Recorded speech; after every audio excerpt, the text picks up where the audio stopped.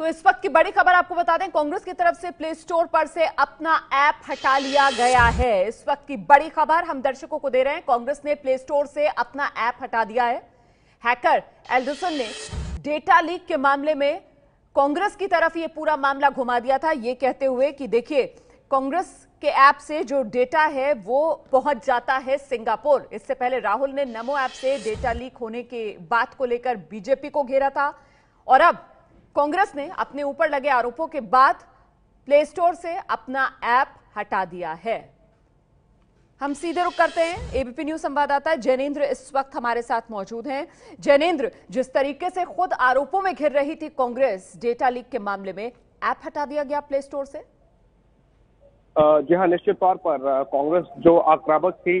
अब कहीं ना कहीं डिफेंसिव नजर आ रही है। हालांकि जब इस पर हमने सवाल पूछा और ये जानना चाहा कि इसके पीछे की क्या वजह है, तो हमें ये बताया गया है कि 1 बजे कांग्रेस दफ्तर में कांग्रेस की तरफ से प्रेस कॉन्फ्रेंस किया जाएगा और उसमें वो तमाम सवालों के जवाब देंगे और तभी ये स्पष्ट आधिकारिक तौर पर मालूम चल पाएगा कि ये जो नए आरोप लगाए गए हैं बीजेपी की तरफ से पलटवार में, उन पर कांग्रेस को क्या कहना है। और अब ये जो नई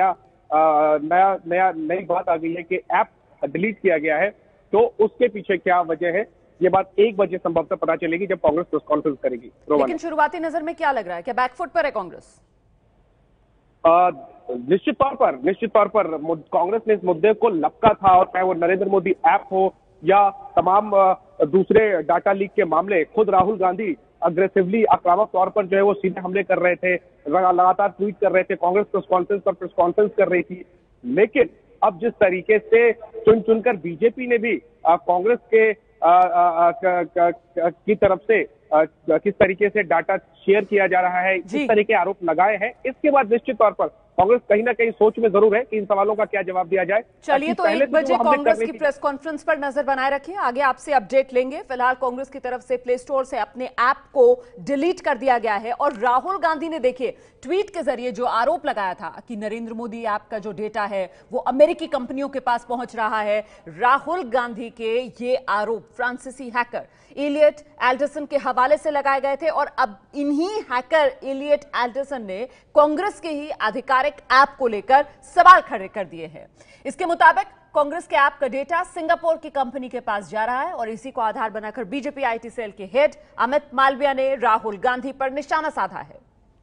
राहुल गांधी ने आज नरेंद्र मोदी ऐप पे जो ट्वीट किया वो दरअसल कैम्ब्रिज और कांग्रेस के बीच में हुए करार पे जो सवाल उठे हैं उससे लोगों का ध्यान भ्रमित करने का प्रयास है। राहुल गांधी, जिनको लगता है कि अगर हम देश भर की एमआरआई मशीन्स को जोड़ दें तो इस देश में एक हेल्थ केयर रेवोल्यूशन आ जाता है, उनकी टेक्नोलॉजी की समझ को दर्शाता है। और इतनी कम समझ होते हुए अगर वो प्रधानमंत्री जी के ऐप को बिना समझे, बिना इस्तेमाल किए एक प्रकार का फोबिया या डर लोगों के मन में बैठाना चाहते हैं, तो ये बिल्कुल गलत प्रयास है। और जैसा कि हमने पहले देखा, राहुल गांधी और कांग्रेस पार्टी ने जब भी प्रधानमंत्री के ऐप की बात करी उसका डाउनलोड बिल्कुल तेजी से बढ़ा। एक बात और, प्रधानमंत्री जी की ऐप हर किस्म से सेफ है, सिक्योर है। इस वक्त अमित मालविया जो बीजेपी आईटी सेल के हेड हैं हमारे साथ फोन लाइन पर मौजूद हैं। अमित, ये जानकारी सामने आ रही है कि कांग्रेस ने तो प्ले स्टोर से अपना ऐप ही डिलीट कर दिया है। देखिए, जिन एलियट एल्डरसन जो फ्रेंच टेक्नोलॉजी रिसर्चर हैं उसका हवाला वो दे रहे थे, उन्हीं ने अपनी ट्वीट में कहा है